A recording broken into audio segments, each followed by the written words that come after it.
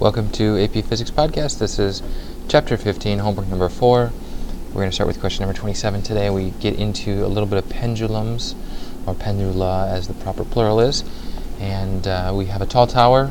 We're trying to find its height. We know that there's a long pendulum extending from the ceiling almost to the floor, so we can essentially say that the length of the pendulum is equal to the height of the tower. So if we solve for the length of the pendulum, we can find the height of the tower.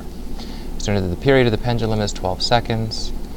And the other piece of useful information is that we are on Earth, so we can say that g is 9.8 meters per second squared.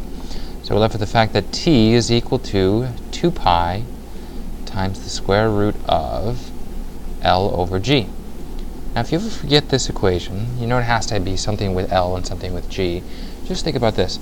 In the simulation that we showed in class yesterday, by increasing L, we increased t, which means that L must be in the numerator of whatever our function is. So as we solve this equation for L, we find a few interesting things. So solving this equation for L, we get L. And we're moving that. We don't want to do that. L is equal to, let's see, it's going to be t squared over 2 pi, all of that squared, times g.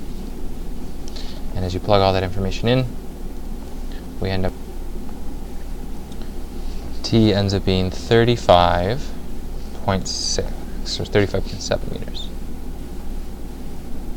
So the height of the tower is about 35.7 meters.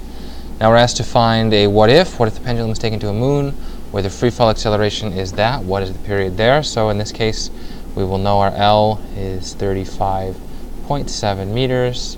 We know that our g here is 1.67 meters per second squared. So we use our same equation. T is equal to 2 pi times the square root of L over g, plugging in L as 35.7 and g as 1.67.